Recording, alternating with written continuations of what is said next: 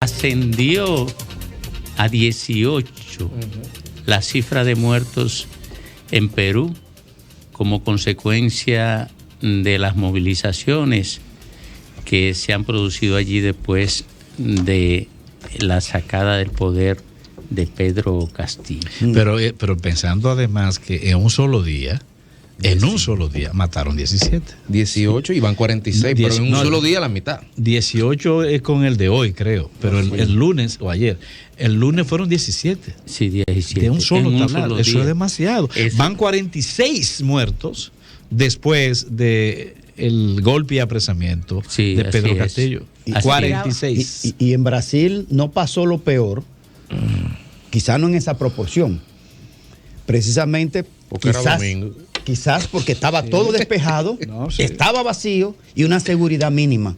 Porque era domingo, pero ahí pudo haberse salido peor.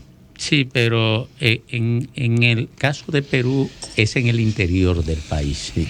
O sea, no en la capital, lo que implica que haya menos control del uso de la fuerza. Más desproporción. Hay una desproporción. Sí. Porque están menos entrenados, en fin, toda esa característica. Y quizá, ¿cómo se llama cuando se dan subdatos? Que el dato no está... Sus registros. Sus registros. Probablemente haya su registro también de fallecidos. Esos son los fallecidos, porque no tiene los heridos. No, hay 63 heridos.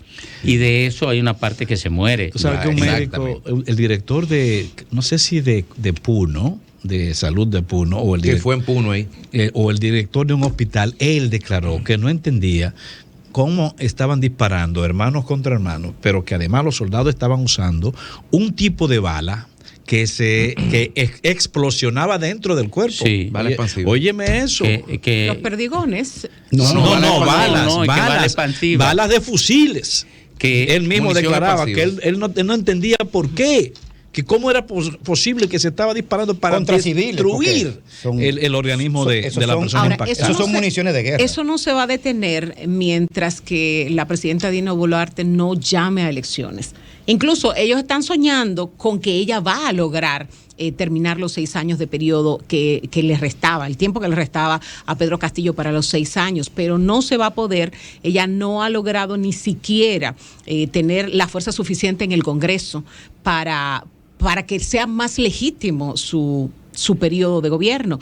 Pero la verdad es que me da muchísima pena.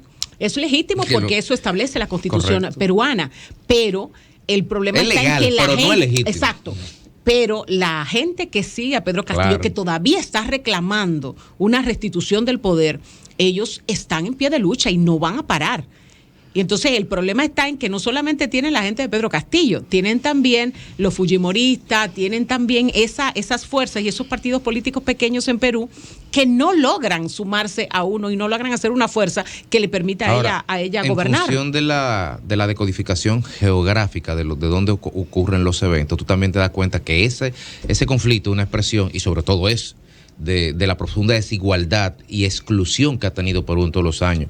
Porque Puno, que yo he estado ahí, Puno viene siendo, a orilla del Titicaca, y del otro lado está Copacabana en Bolivia, y Puno es un sitio absolutamente pobre, en lo alto de una montaña, en el altiplano, y todos los eventos han sido en lugares similares. Tú no has visto conflicto en Lima. Al principio. Pero no al principio en la zona periférica. Pero lo que te quiero decir que esas protestas por restituir al presidente también son los mecanismos de expresión de estas clases que histórica y tradicionalmente han estado excluidas por el poder formal. No, y que la pandemia le destruyó el precario nivel de vida de que disfrutaban. Se dio duro en Perú.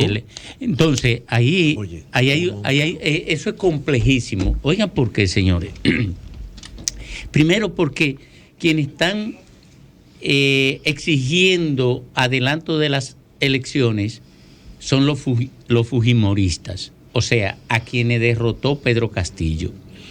Y las fuerzas que están pidiendo la vuelta de Pedro Castillo son residuales. Observen que son los más pobres.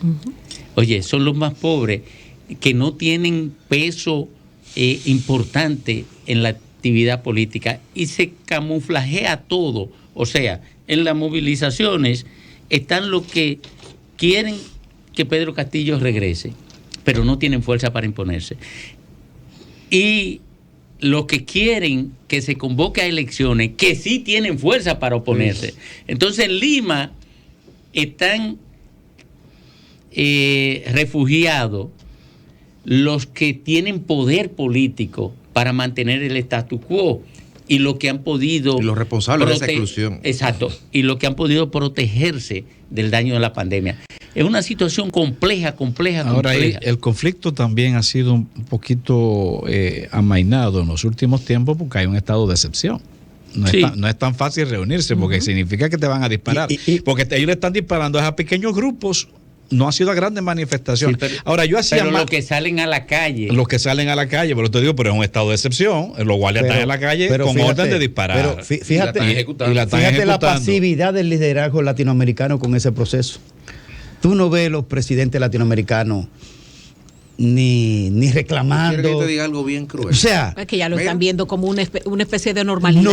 No, lo que pasa es que ese proceso también no le significa nada. Porque son indios, por eso. Indígenas. Mira, pero antes de irnos, yo hacía también a esa señora, a la ¿cómo se llama? Boluarte. Dina Boluarte. Dina Boluarte. Yo la hacía menos tosca, porque ella hizo unas declaraciones provocadoras. Ahora, en el día antes de ayer. Pero recuerda que ella era vicepresidenta de Pedro Castillo y que ella aportó decir que ella por eso, precisamente a que destituyeran a Pedro Castillo. Sí, yo sé, correcto. Pero entonces decir no que puedes ella no esperar sabe menos de ella. Pero decir que ella no sabe por qué la gente está protestando.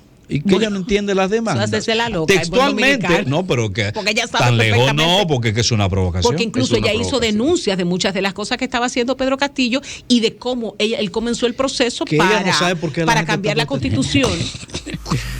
Sol 106.5, con la mayor variedad de contenido, información, entretenimiento e interacción en una sola estación. Cobertura total, disponible para ti en la radio y en las plataformas digitales. Somos Sol 106.5, la más interactiva.